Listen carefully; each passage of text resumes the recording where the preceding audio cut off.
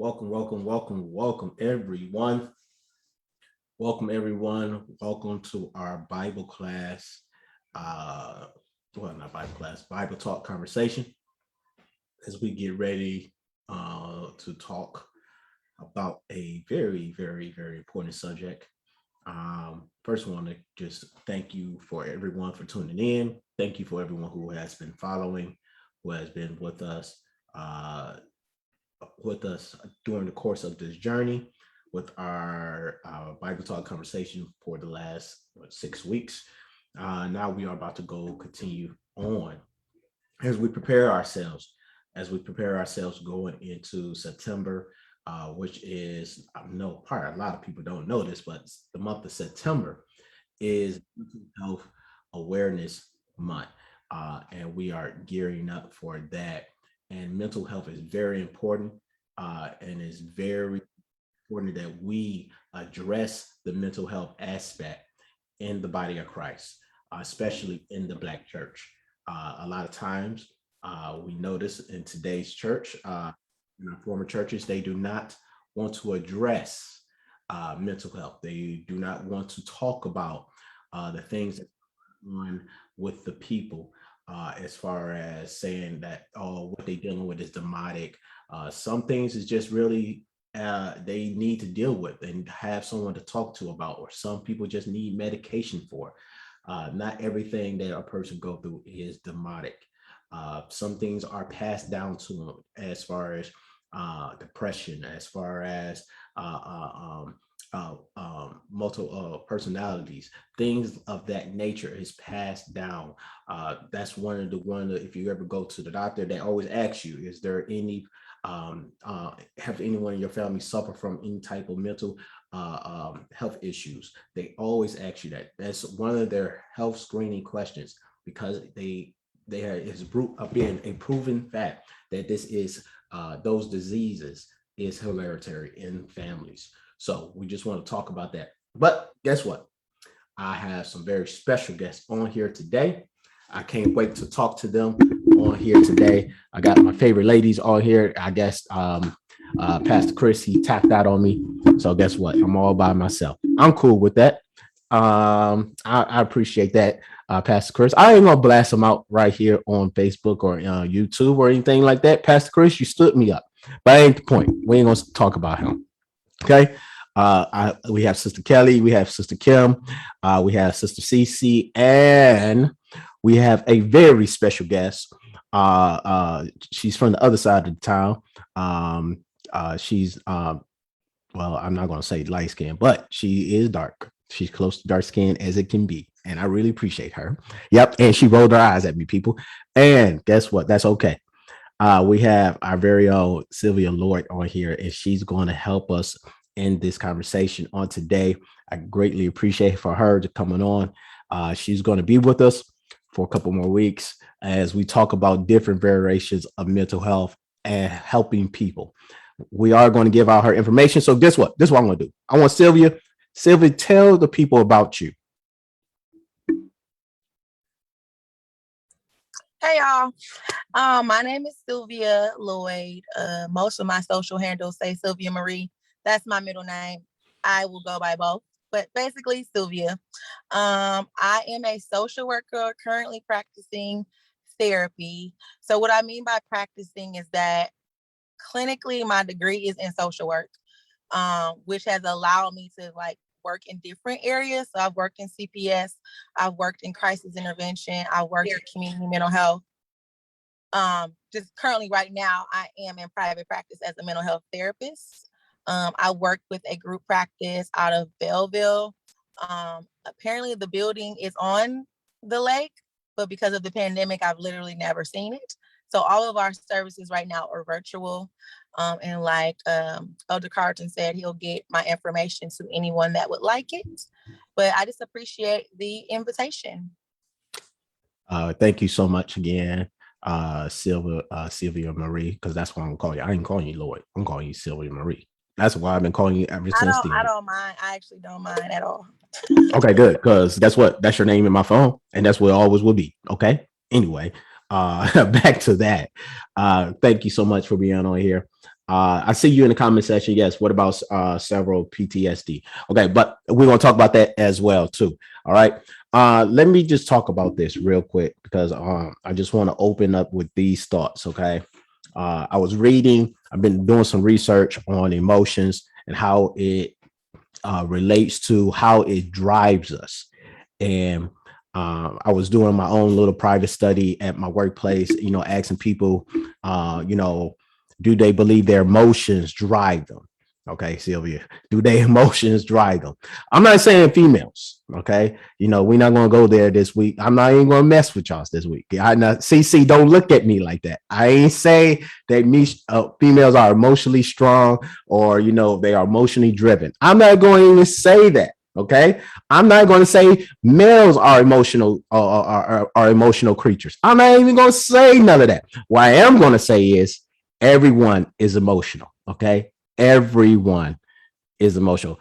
On the other side of me, Tyrone's side, you're saying females are more, but that ain't the point. I'm not talking about Tyrone today. I'm talking about Carlton. Okay, all right. Carlton is saying today, all right, that everyone is emotionally driven. Okay, things that they do, things that they decide on the course of the day is driven by their emotions. Prime example. Okay, someone cuts you off on the road. What's the number one emotion comes up? Kim, I know you can testify to this. Did I put you underneath the bus? No, I'm working on me. Oh, excuse me. All right. But the most common is, of course, you're going to be angry. You're like, oh, this sloppy sucker, come on, cut me off like that. We get angry, we get frustrated, we just do all these, go through emotional roller coaster. Those things. So I read this thing about this passage from this book. I'm just going to read this first part, and then we can talk about more opening our box, because that's what it is today. We're going to talk about opening our box. For the next couple of weeks, we're going to talk about opening our box as far as what's in our box. A lot of us going to say, there's nothing in my box. I am perfectly fine. My box is empty, or I might just have anger over there in the corner of the box. Okay, I might have anger over there. I might have a little anxiety over there, or I might have, those little things. I might have those things, but they don't understand what else other things there's in the box. So Sylvia is going to help me out. We're going to talk about opening the box and figure out what things we need help in. Sylvia? So first, I think I'm very much into like words. So if I come off as like explaining too much, it's just bear with me, y'all. But so I think a lot of times we confuse or intermingle feelings, mental health issues, and then just like with women specifically, hormonal imbalances that are not our fault. Biblically, it is your fault, but that ain't the point. I'm not even going to go there. Like, I'm not even going to go there. We'll talk about it later. Okay, but I'm not going to say it. So we'll start with feelings. They're based on whatever you have going on in that day. I feel like saying you don't have feelings is a defense mechanism. Like I'm good to just be like, I don't care.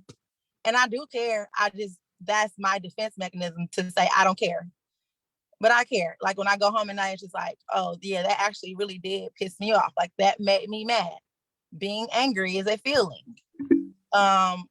Experiencing, a loss and being sad is a feeling. A lot of times people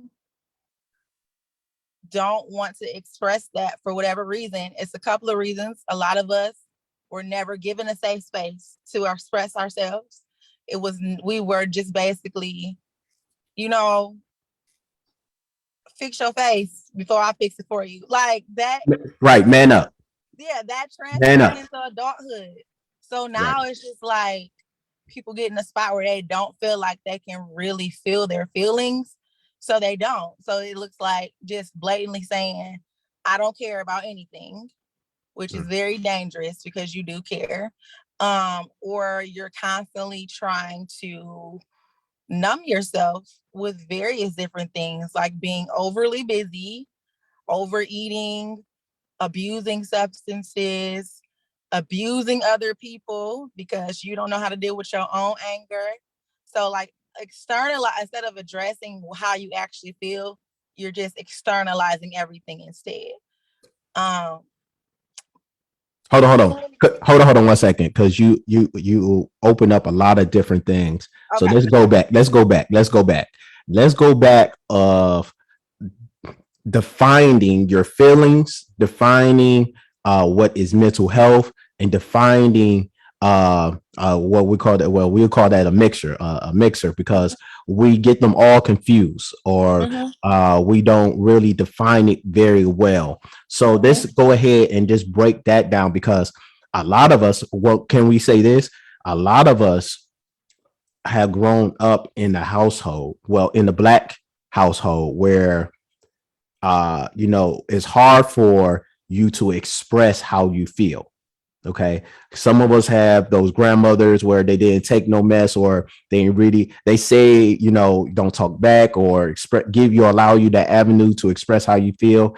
And then some people, like Black males, prime example, they were never shown how to, in essence, cry, or to express how they feel using words instead of using any type of action, or go into some type of substance. So let's go into that. Let's talk about that, because a lot of times that falls back to our history of what we have seen in our environment and how it's portrayed to us. Now we're in our 30s, our 40s, and now we got kids and everything. And now we're trying to figure out, oh, why I got all these different emotions, and why am I breaking down? So yeah, feelings and emotions, first of all, I feel like for most people, unless you're literally void of emotion, which is literally a mental illness, you feel something. The issue is a lot of us don't have the vocabulary to explain that. With children, Kelli probably knows this, like we have feelings wheels. You might not have the words, but let's like figure out like what's feelings wheels. Kelli, what is that? What is that? Kelli, what's the feelings wheel? I know. I gotta know what that is. Well, we don't have a wheel. What we do is we post all different types of feelings, the pictures and how the kids are feeling, and the label or whatever it is under it. So they just basically point to how do you feel today? Most of the time, it's angry. That's what they know. They know angry and happy. Most of the time, the rest of them you kind of got to explain to them. But once they catch on, then they just point to however they feeling that day. Shoot, I think we need that in every workplace. Yeah, we do. before you clock in, or before you go to church, I need you to fill out this survey. Are you happy, or are you angry? Yeah, but also it's like we have to get in the practice of not only asking ourselves how you feel today, but like asking other people. Because a lot of people don't have the vocabulary, because literally nobody has ever asked them. So what do I need to have the vocabulary if nobody's gonna ask me anyway? Like, that's a great point. That's a great point. And you know what? I'm gonna be honest. It took me a long time to realize that I noticed that I never heard really honest anyone say, "Oh, how you doing? What's really going on with you?" It took a long time, and then when I paid attention to it, like, dang, do I really have anyone who care about me? I'm just saying, just growing up. Yeah, they care. It's just that a lot of us, to take it back even further, it wasn't safe for Black people in America to emote. It wasn't? Is it today? No, it still isn't. But like that's the root of it. Like I feel like now I'm just, instead of pointing blame on like my parents and what they lacked and maybe what they didn't get from their parents, it's like this is a systematic thing, especially for Black people. And for Black women especially, we're not allowed room to express our thoughts and feelings. It's automatically, you're too aggressive. Or when you don't say something, you should speak up, but not like that. It's like always police. And in the world, men literally are police. You're not allowed to ask the police officer questions when you're literally confused, and confusion is a feeling. You're not allowed to be afraid when the police officer pulls you over, although being afraid is a feeling. So I think generationally, we have learned that, hey, it's really not safe to tell these people or show these people how I feel. And that has been passed down generation after generation after generation. So let me ask this, because Sister Kim, I'm not putting your age out there. You're more seasoned. There we go. There we go. That's how I'm gonna put it. I'm 51. There we go. She's not ashamed. She's not ashamed out here, people. Thank All you, right. Lord. She 15, 51. She out here. All right, living her best life. All right, got you. Let me ask you this: as a seasoned veteran in the game, as a Black woman, how from the 20-year-old Kim to the Kim now, what is the huge difference you see emotionally as far as expressing yourself? The biggest difference I see now is that I mask my emotions with alcohol and or drugs and or sex. That's how I mask my emotions. So I appeared to be okay and happy Kim and chipper and the fun girl and the cool one.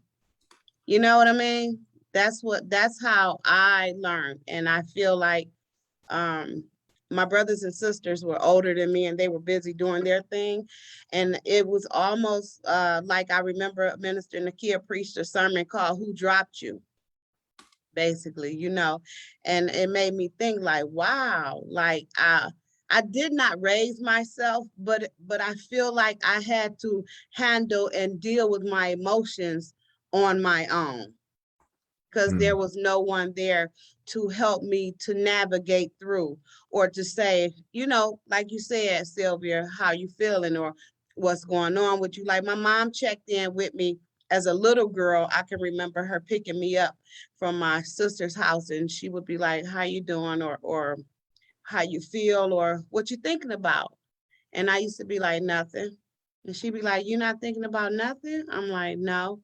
But in reality, I was, but I didn't know how to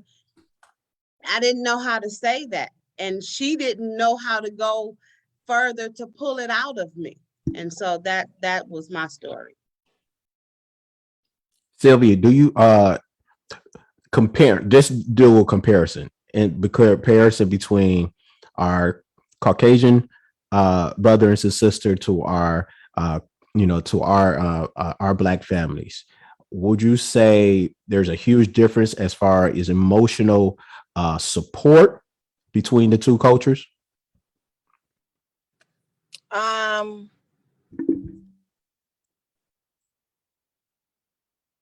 Support, no. Mm-hmm. I think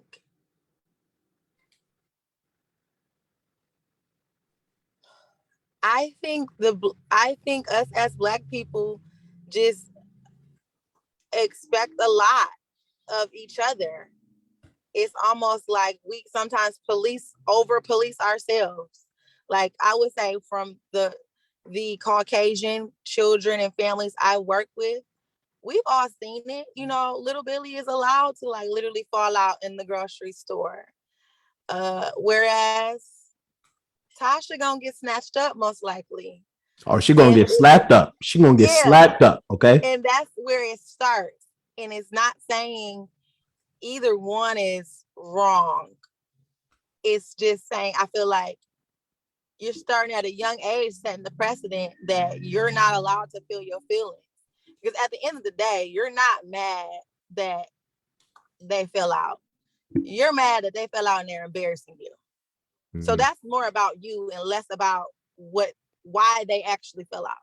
So to answer your question, I would say the support is the same. It just looks different. Just looks different. Okay. Okay, I got a question. Right. So for Juice, this is what I do. I always tell her, okay, calm down, take a deep breath. Like, what is the real problem? Like, why are you crying? You know? And she'll be like, okay. And you know what I mean? So does that help? Is that a good thing to do? Like, okay, take some breaths, like think about it. That's actually the recommended way. And that's for kids and everybody else. People should be allowed to feel their feelings. The issue is usually whoever the other person is trying to regulate that other person's feelings, which is fine. But actually figure out why they're feeling before you try to like regulate, if that makes sense. So like what Kelli said is a perfect example. Like, I understand that for whatever reason you're having a hard time right now. Can you please tell me what's going on, why you're feeling like you're feeling? Because chances are, if you talk to them like that, first of all, you're regulating your emotions, because parents do be mad and that's when it goes left. But y'all not gonna get anywhere if you mad, the kid mad, because so now it's just everybody mad. So yes, I would say the way Kelli just explained it would be the way I go about it, and usually how I coach my parents to go about it, because the idea should be to figure out why your child or spouse is feeling the way they're feeling. Now you said spouse. Okay. Now, okay. Because all of this transfers into adulthood. Right. Okay. I got you. All right. So pretty much, all right. So we could all agree that communication is very lacking in the Black culture. We, like you said before, our vocabulary is, we don't have a vocabulary when it comes to our emotion. Like, I really didn't think I had an anger issue. This is when I first joined the church. I didn't really think I had an anger issue until someone on the outside, out of my immediate circle, and said, you have an anger problem.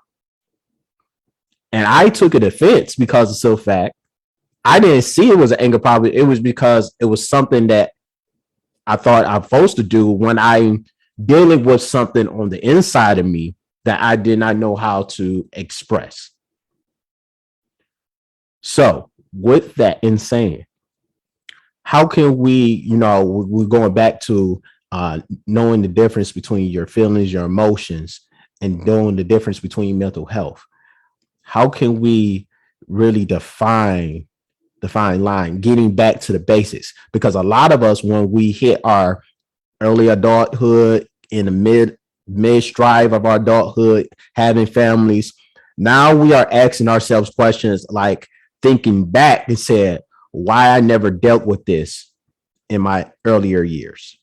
So what suggestions, what tips, how can we deal with those attributes? So first I would say that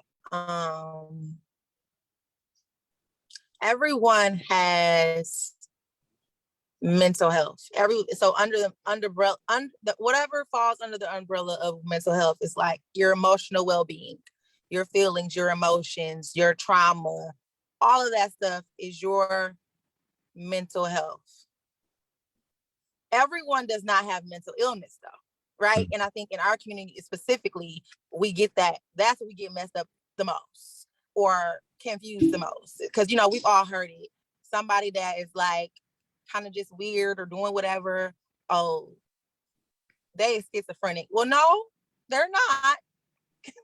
No, they're not. Nowhere near it. Or somebody that has mood swings, or they just bipolar. No, they're not. They may be moody, but not. Those are all like actual clinical diagnosable things to be treated for. So I think that would be my first recommendation, is to like find a way to separate the two. Because I see like a lot of times when we do that, and like just throw around words like both bipolar or sociopath or schizophrenic, we're creating a stigma because those people that actually do have those illnesses, one, feel like you're taking it as a joke. And two, everybody else is kind of just looking like, well, everybody got this going on, and it's truly not the case. Second, feelings, thoughts, emotions, and behaviors are all connected, right? So one of the first therapeutic approaches that I kind of latched onto was CBT, which is cognitive behavioral therapy. And I latched onto it because it just made sense to me. And I like things that make sense. So basically, if you look at it as if you look at your thoughts, feelings, and behaviors in means of like a triangle. Okay, we have a thought, right? That thought makes us feel a certain way. That feeling makes us behave a certain way. So usually a lot of my work is like helping people break that down. Because a lot of people are like, okay, so you went and slashed that man's tires. And a lot of people get stuck at the behavior, but it's like, let's talk about like how we got there. Like, how did we get to slashing the tires? And that's how you can like actually make change. Because if I can sit with and figure out why I did something,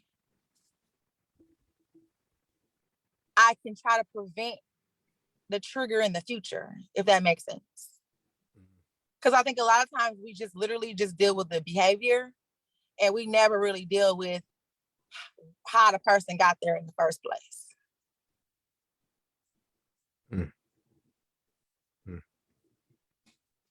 Okay. All right. So let's go ahead and break it down, because like you said, the Black culture, we get everything confused or misconstrued, or we dumbify it or make it like, oh, everyone has that issue. Let's really break down what is mental health? What is mental health, and what is a mental illness? So let's break that down. So your overall mental health is literally anything in regards to like your mind and your emotional well-being. So a lot of us unfortunately have traumatic experiences, so that's included in your overall mental health. So hold on, well, let me ask you that: would you include PTSD in that? So PTSD is the actual mental illness. Okay.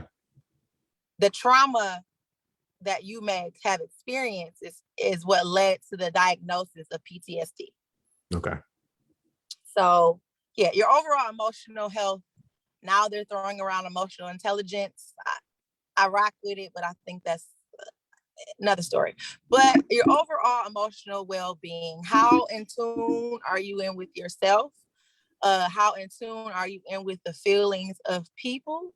Do you care about other people's feelings? Because I feel like that I include that in my overall mental health. Because if I'm out here just talking about I don't care about nobody, I gotta check some things about how I'm really feeling about myself. So yeah, just overall, how in tune are you with your emotions, your feelings, your traumas, all of that. And also, do you care about other people's feelings, emotions, traumas, and all that? Mental illness. Mental, basically, anything impacting the brain. Most mental illnesses have to do with some type of imbalance with one of the chemicals in your brain. The one that we hear about most is serotonin. Serotonin is like the happy hormone. Some people they just don't have enough, so they need help. Most times we'll hear serotonin in relation to depression, but it also impacts depression and anxiety. So there's a lot of mental illnesses, right? The best way I can break it down is into groups. So the main groups are mood disorders, and I'll go back and kind of like give examples after I give the 4 main ones. So there are mood disorders, psychotic disorders, personality disorders, and then substance abuse disorders. Some people count substance abuse and mental health, and some people don't. It depends on who you ask. But basically, those are the 4 groups. So within mood disorders, the main ones we hear are depression and anxiety. A lot of people have one or the other or both. Depression, the way I explain it is, you may spend a lot of time in the past and thinking about past traumas, all of that, and how that is impacting your future. It makes you sad, it makes you immobilized, many different things. Anxiety, a lot of times, is people thinking about the future and being afraid about the future. And both of those things overlap though. Like I just found, so I live with anxiety, right? And I just, but I have moments of depression. But thinking about it, my anxiety and the ways in which my anxiety somewhat paralyzed me is what made me feel depressed, if that makes sense. So a lot of those things overlap, and a lot of mental illnesses overlap. You can have multiple mental illnesses. I can be diagnosed with depression and anxiety. So those are the 2 like main ones in the mood disorder category, and they kind of just go from there. PTSD usually is tossed in there as well, just based on the symptoms of PTSD. So to be diagnosed with post-traumatic stress disorder, the book says The book. the book says you basically have to have been in an experience where you felt like you were gonna die. And then following that experience, you experience symptoms of either like panic, nightmares, sweats, constantly remembering the event, and those types of things. I So would say the book. let me ask you Go this. ahead. Let me ask you this, because I this is this book that I read, and I agree with it. I agree with it. What this author says.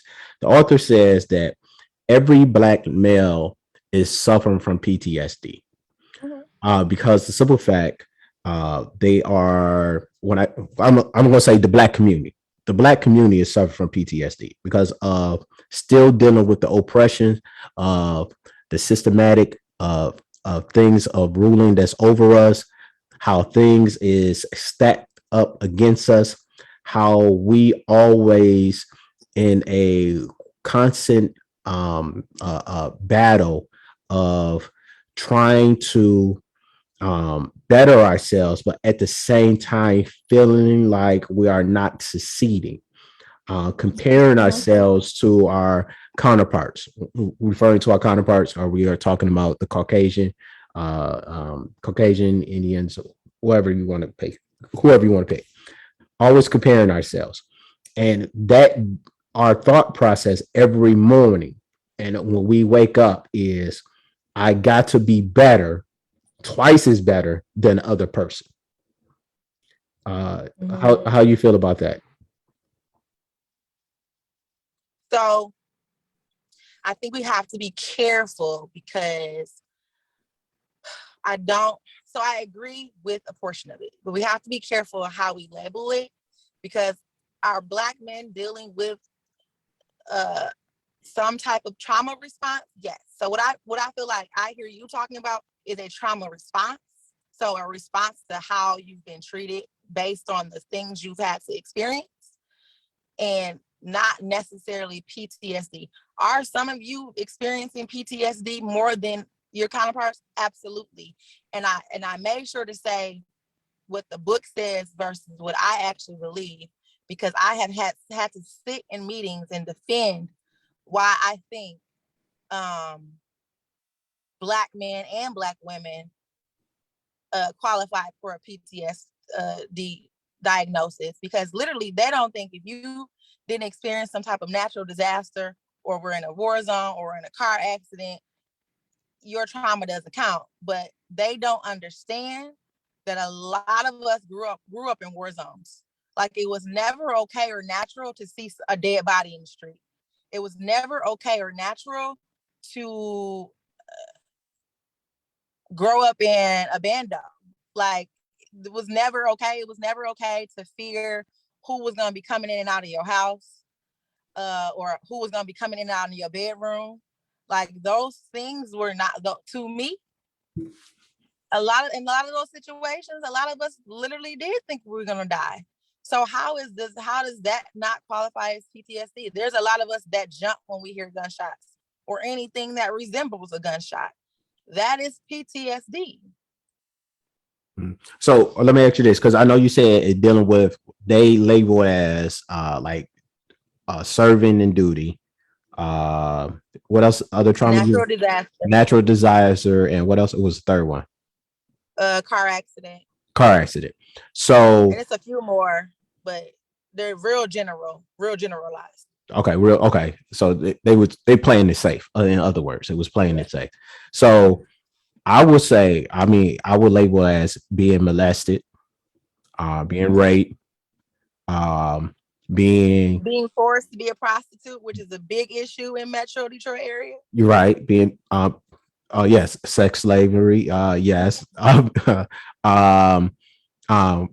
I would include grief in that as well, of death of someone who's like close to you. That is on the list, I do believe.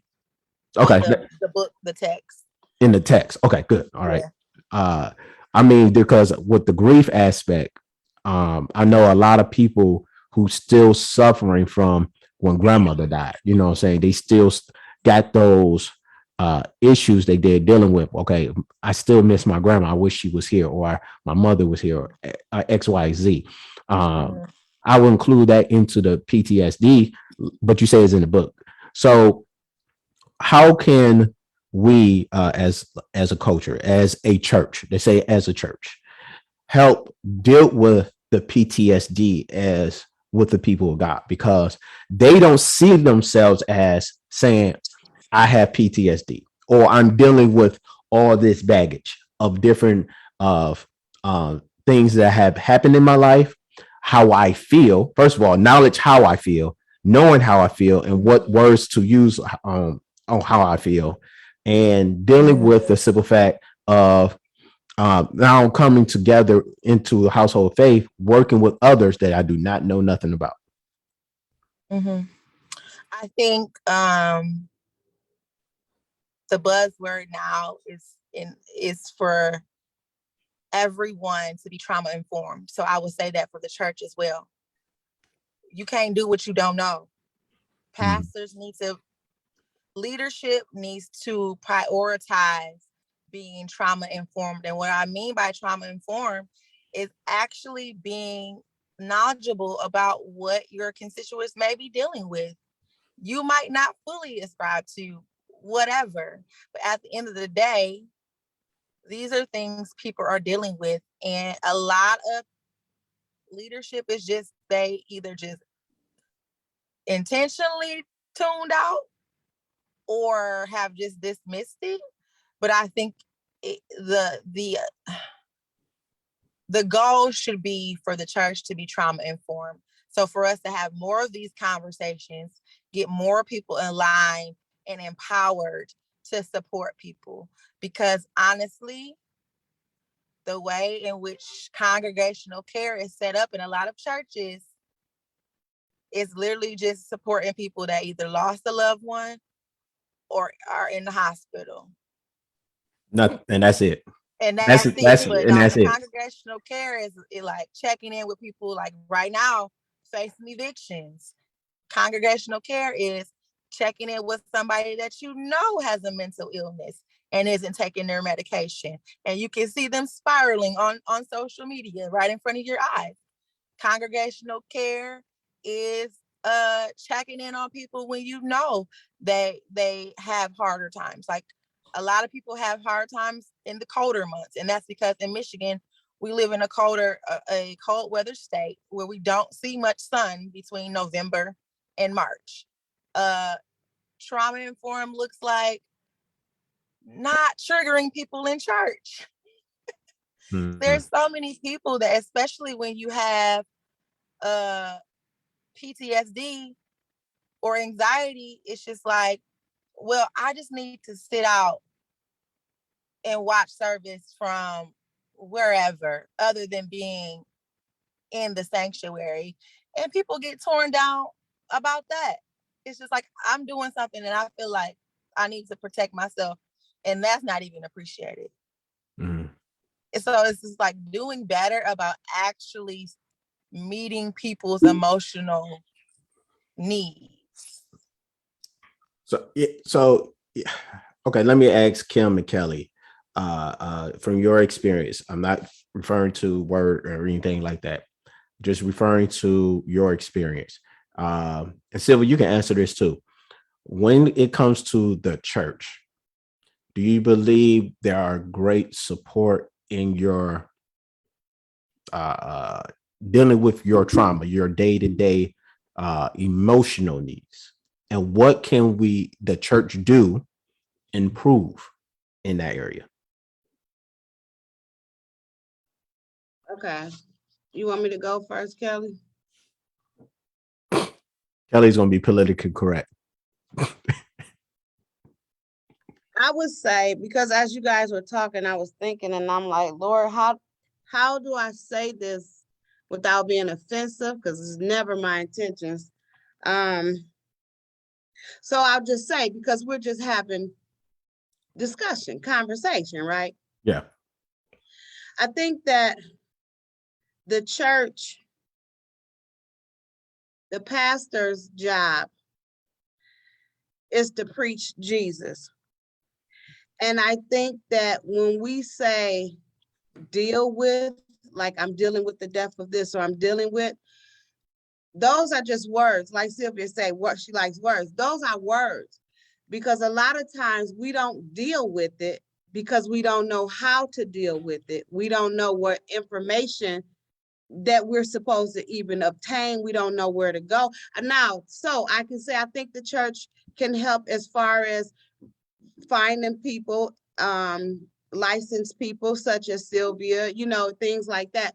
People who have gone to school, who have studied the craft, who have the degrees, and that they can come in and talk to people. But the pastor's job is to preach Jesus. And if the pastor has not gone to, the same types of schools that, Sylvia went to study the cognitive behavior, and got that degree, then the likelihood of them knowing how to reach somebody, or, it's kind of, the chances are low. So if the churches can, like you guys are doing now, like Word is doing, reaching out to qualified individuals that they can come in, or having literature that maybe you can pick up if we're if we're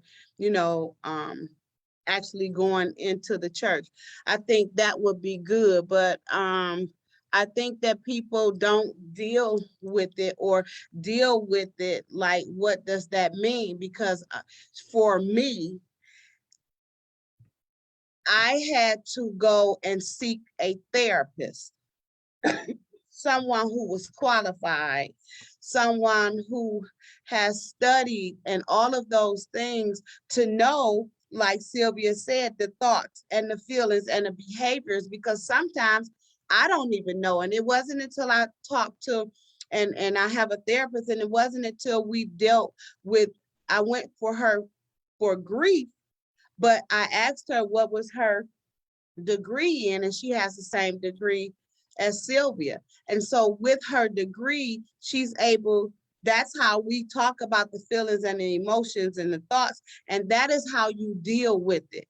Because sitting at home on the couch, just thinking about, oh, I miss my whoever, my husband, my whatever, first of all, we're not even going to talk about how, there's circumstantial, times when you have things going on, depending what the circumstances is, it's psychological, and then we have spiritual warfare going on. So when you're sitting on the couch and you're not seeking help, you're not trying to get the information, it's a little bit harder to come out of it, and you're going to continually, or your chances of being depressed or having anxiety and all of those things are going to stay with you, versus getting somebody who's qualified that can help you work through those things.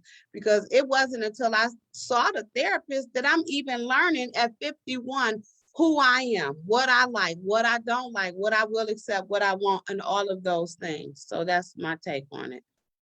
And you know, you brought up something very important. Is a lot of us, even though despite our age, we are still finding ourselves in a lot of ways, especially when it deals with how we feel, how we dealing with our family, how to deal with our job, how to deal with church, and other things that we are doing. We are now finding out how we really feel, and at the same time, it's a learning experience, and we understand we got to go through the process. But at the same time, it's a place of, well, you get a little frustrated with yourself and saying, "Dang, I wish I would have came to this sooner." Like, damn, I should have done this a long time ago. And what stopped me from doing that? I stopped myself from doing that. What about you, Kelli? I feel like everything Kim said was right. The end. Click. No, I mean, I agree with what Kim was saying. I feel like you said, where does church help at? I feel like the church does help you spiritually. I feel like it's a little bit mentally, just a little bit of mental that goes into it as well.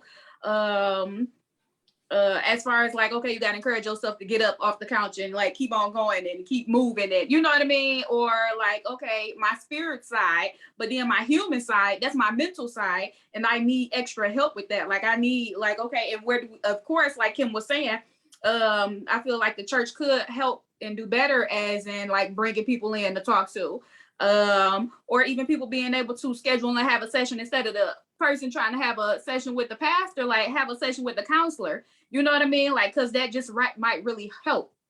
But yeah, I agree with everything Kim was saying. I agree with what everybody is saying. I feel like we all could be doing a lot better. And sometimes I feel like we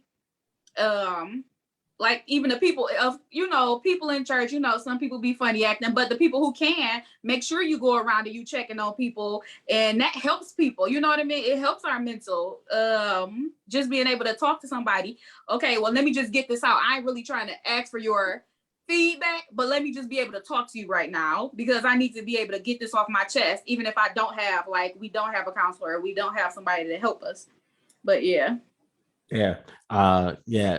Dealing with the emotional state. I don't know, y'all remember this old passage. I believe in 1 Samuel, the 30th chapter, verse number 8, when David encouraged himself.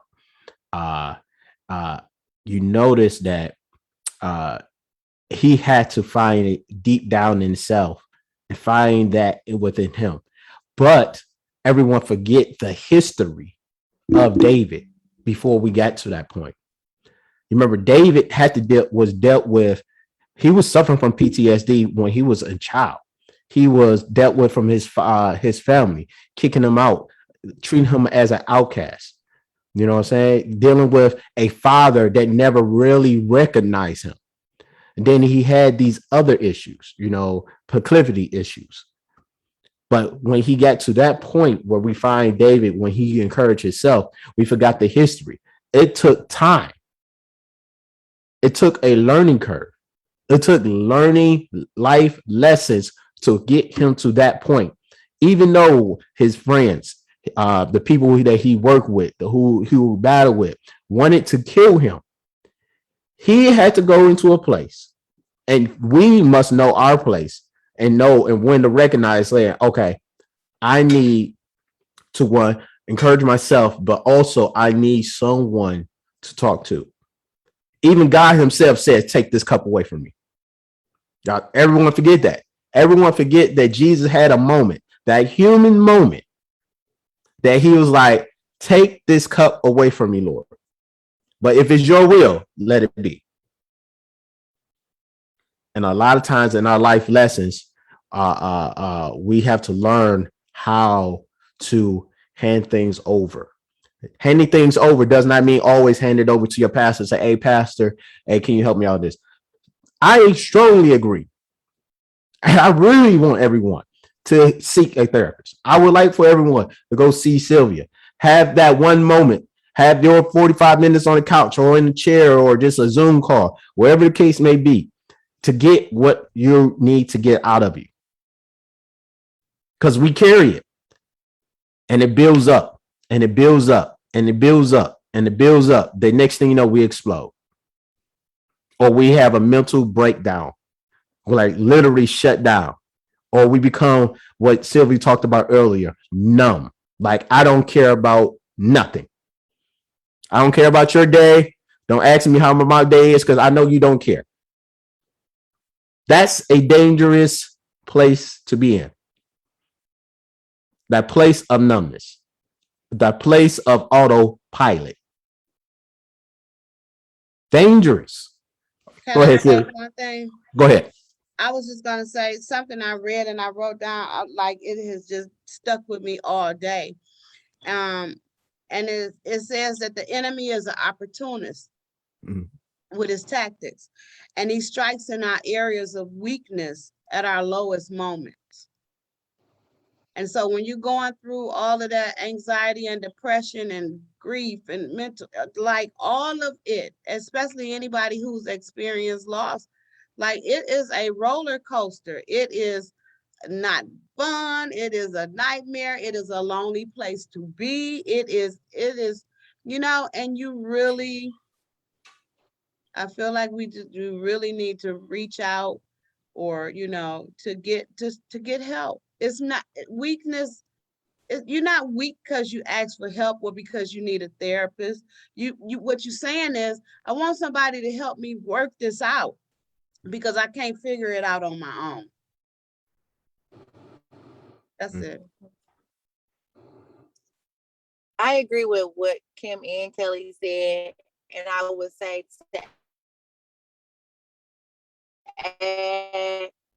we're gonna keep it real, right? So Keep it here real. goes. In the church specifically, we mask everything and sometimes dismiss things that are actual traumas and things that happen to people as church hurt. Some people believe it's church hurt's a thing. Some people do not. But how I understand church hurt is that for whatever reason, somebody felt like they did not get what they needed or were mistreated in some type of way. And when we're talking about trauma specifically, a lot of us are either identified or unidentified church kids. We spent every day of the week at the church. So when we're talking about traumas, a lot of these traumas happen at the church and nobody wants to talk about it, but now you're mad that such and such doesn't want to come to your church. Well, maybe if you actually took the time to figure it out and care about why this person is hurt, they would come to church. And I think a lot of times it's just like, oh, well, they're just out there in the world. We'll pray for them. But to Kim's point and what she said, isolation and numbness and all of that is a very dangerous place. I think Carlton said it was a dangerous place to be in. But the enemy does attack your weaknesses.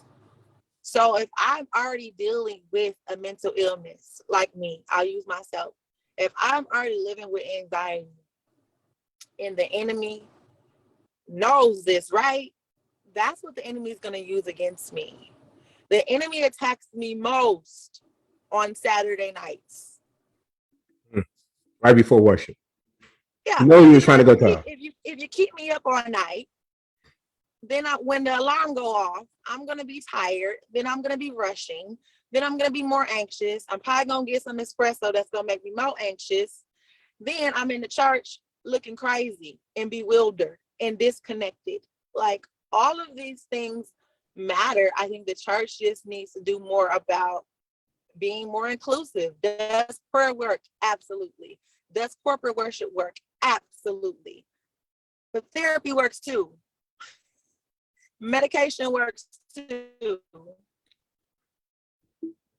So I think that's my 2 cents about what the church could do better. It's not to me, it's not either or, and it never has been. I think it's all those things.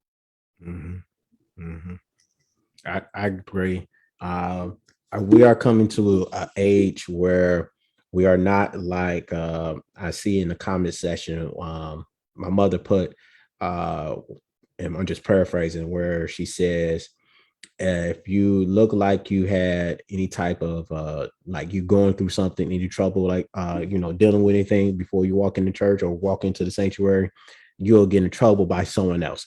That goes back to the Black culture as far as self-checking a lot of people and not allow them to express how they feel. But we are entering a time where now a lot of us who have been going to church or is in between, that's not, who loves the Lord, but at the same time is part of that new age and saying, no, it's more about other things. And the church is changing. And we are in a time where we will bring in therapists, because I'm going to say, hey, I'm not equipped to this. I'm not able to help you in this situation. But guess what? God gave me some resources. Guess what's going to happen? You want to talk to them. If you don't talk to them, I did my job. I gave you some information to help you to get where you need to be. It's up to you now, because also the word we're going to have to use is accountability. I know we don't like that word in the Black people in the Black church. It's accountability. We're going to have to take some type of accountability, make sure we get what we need. We always come to the church saying, oh, church was awesome, the worship and everything, blah, blah, blah. But did you get what you really need? That coming to church Sunday after Sunday and still feeling the same way, still doing the same thing, it has to end. And we're in a new age of this is going to stop. It will stop. And it's going to start with us, because by us doing this, having these conversations, dealing with the real issues, we are pissing the enemy off, and we showing that, hey, we need trauma care in the church. We need trauma care. We don't just need the basics of someone in the hospital or someone died. No. We need actual trauma care where we give you the actual resources that you need. So Sylvia, thank you so much. I don't want to take your time, but we want to continue to go into this, because I want to go over, we talked about you said the 4 groups. One was mood, right? Yep. Mood disorder, psychosis. So like schizophrenia, those types of things. So like you kind of just you detach. Right. Mood disorder, personality disorder. So like how you interact with other people. Mm-hmm. Some people are not just weird just to be weird. Some people really, dealing with some things. Mm-hmm. And then substance abuse. Right. So I want to, for the next couple of weeks, we're going to deal with those 4 groups. And then we also can hit back to the mood one, because I know we just touched a little bit on grief. We touched a little bit on depression and anxiety, but I feel like we need to touch on those things, because a lot of people don't label as that. They just label as, that I'm just having one of those days. When those days add up, you need to go talk to someone for real. Mm-hmm. When you having 7 days out of the week and 4 out of the 7 days you feeling like that, it's time for you to go talk to somebody. Yeah, or the fifths adding up. Yeah, drinking a 5th a day, you might need to go. Talk about it. You might, you're starting the body count, and your body count is starting. Your body. If you don't know what I mean, Facebook, about body counts, you need to stop. You don't be slave all your life. You know what the freak I mean. Talk about it. Body counts that is a never mind, people. Yeah, we'll talk about the body count. We're gonna talk about the substance issues. We're gonna talk about that. Marijuana, CBD, gummies. We're gonna talk about all of it. Okay. We're gonna talk about all of it. Okay. That's some pills that you shouldn't be taking, other people's pills. We're gonna talk about all that because that's very key. And people are doing it in the church. But the other, I don't want to interrupt you because we cannot, as the Black church, the food, we be overeating. Oh, yeah, food. Yes, true. The food. Because we love food. Okay. But a lot of times, a lot of us are masking. Those mass Sunday dinners we be having, that's enough for the whole week. That is very true. That is very true. That is very true. And we're going to talk about it. We want to dig into these things. We open in the box. It's going to be rough. There might be some times we're going to be crying. It's okay to cry. Okay. So if you see me cry, don't make fun of me. Okay. Just bring me some tissue. Okay. Or throw some tissue at me. All right. Then I catch it. Okay. In the spirit. But we're going to be dealing with these things. And I really appreciate Sylvia, you being on here, helping us. Hey, Sylvia, if you want, can you tell them your information, where they can find you, tell them about your business, and maybe later we can post your email where they can get in contact with you directly. Okay. I'm not giving your phone number away. No, I'm not doing that.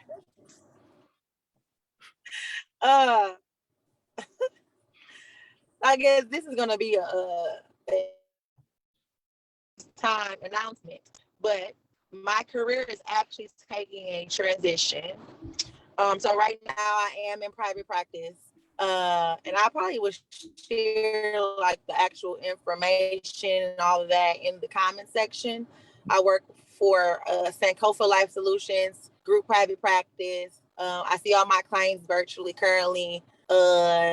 All of that good stuff. I can put the number in there as well. If you need an assessment or anything like that, you can call us. They'll schedule you. So they do all the scheduling and stuff, and then I just do the therapy. But I am currently working on my certification to become a postpartum doula. So basically what that looks like is I'll be working with women that are dealing with postpartum disorder. And that's going to be the bulk of my work because that is where the Lord is leading me right now. Because as we know, the Black maternity, Black maternal, they killing us. I don't know how else to say that, but Black mamas and kids are dying in these hospitals at rapid rates and nobody seems to care. So I am transitioning to doing more of that work, as well as putting together some type of curriculum to help churches be more trauma informed. So yeah, you guys are the first to hear it live. I will be in private practice though through December. So if anybody wants to work with me within the next 3 months, hit me up. That's available. And then also Carlton knows I just care about people being mentally well overall. So if there is somebody in need, Carlton knows that he can give them my number and I am willing to talk. Because therapy is not about money for me, which is why I'm transitioning out. It's about actually seeing people get well. So if you do have a need, please just hit my DMs. Carlton has my number, but if you need somebody to talk to, I'm available. Hey man, as soon as she give me that information, I will gladly post it up in our group page and on our YouTube channel. Everything for everyone can be able to reach out to Sylvia because she has a heart of a servant and she wants to serve her community and she wants to serve the body of Christ to make sure we are very well equipped when it comes to trauma. And she is helping us, leading us in this change of new thinking, new thinking of how to do ministry. Okay. How to be effective in ministry. Okay. Not just impacting you on church, making sure you know how to dance and shout, all of that. No. We want to be effective where we are changing your life and leaving a thumbprint on your life where you are emotionally stable, and your family is okay, because we truly do care of your mental health and your mental awareness. And thank you so much, Sylvia. Thank you, Kelly. Thank you, Sister Kim, for your testimonies and sharing on today. We will be back next week, Wednesday, with Sylvia. Trust and believe we are going to dig deep because we got some stuff to talk about. We are about to lift up the carpet. No more sweeping up the carpet no more, Black people. We are taking the carpet out. We got wood floors now. There's no carpet on wood floors. We got wood floors, okay? All throughout the house. No carpet, all right? That's what we're doing, all right? And that's our job, and that's our obligation. Before I forget, it's my job and my responsibility as a servant. If you do not have a church home and you're looking for a church home, you are looking for a family, a community that's going to be there for you, that's going to help you during your times of need and challenge you and help you grow, this is the place where you want to be at Word Restoration Ministry. We are not perfect. We are nowhere near perfect. We are nowhere near perfect. We still trying to figure things out. But the best thing about it, we serve a Father who is able to help us and guide us and lead us and direct us. For every moment that we are weak, he is strong. That's the word right there. So we want you to be a part of our community. Sign up. Go into our comment sessions to say, hey, sign me up. Let me join to be a part of this community. Be a part of this family. Be a part of us. We want you to be a part of our family. This is our job and our obligation. We open the doors to you, okay? If Israel lost, Jacob should not lose his reward. In essence, we done our duty as a commission unto us to offer Christ to you. So that's our job and our obligation. But at the same time, we are still supplying the resources that you need in these times. So again, if you want to join, hit that comment sections, inbox us, inbox me. It doesn't matter. Look, we taking you in wherever. McDonald's, Current Stoner, on Facebook, YouTube. It doesn't matter. We're going to take you in. Be a part of our community because we want to love on you in these times. Okay. Now, if you want to sow into the ministry, you can sow on our Cash App at 313 WRM, money symbol 313 WRM, or you can go into our Giveify, look for Word Restoration Ministries in Detroit, Michigan.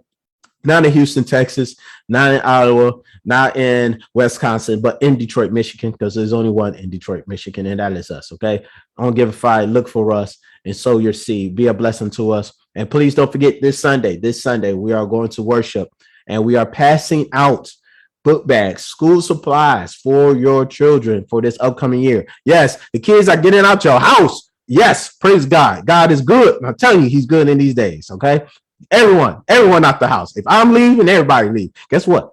Parents, that means your DTE bill is going down right there. Y'all need to thank God right there. I'm telling you, it's a blessing right there. Y'all didn't miss it. You missed the blessing. But anyway, we're passing out school supplies and we want to be a blessing unto you. So come and be with us sharply at 2:30. I'll come to Word Restoration Ministries at 3310 Puritan, between Linwood and Livernois, okay, right off the corner of Merlin. And we'll be right there passing out book bag supplies and everything for you and your children, all right, for this upcoming school year. Again, thank you so much, Sylvia. Thank you, Sister Kim, Sister Kelly. And I see the little spoiled girl right there, always at the end, always coming in. Everyone on Facebook, we love you. We appreciate you. Until next week, guess what? We challenge you this week. Open your box. Let's deal with your emotions. God bless you, everyone.